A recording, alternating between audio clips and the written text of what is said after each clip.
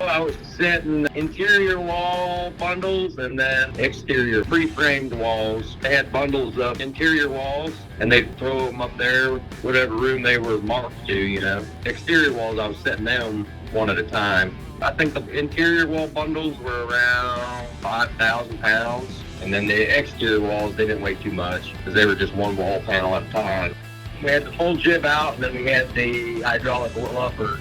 We had it luffed all the way down. That's where we had it the other day when we were reaching way out there. Easier to run boom in and out than it is to luff up and down. I think I was reaching 140, 150 feet was kind of the max I was going with it. That's the closest we could get for reaching that back wall. That's going to be their parking garage ramp. It got as close as we could get to that back corner, and he was able to hit it. I know I was down there with R110. I was lifting the same amount of weight, reaching way out there, and I could only get it, so far. And then that was it, So that 175 clearly is a lot bigger than a, 110.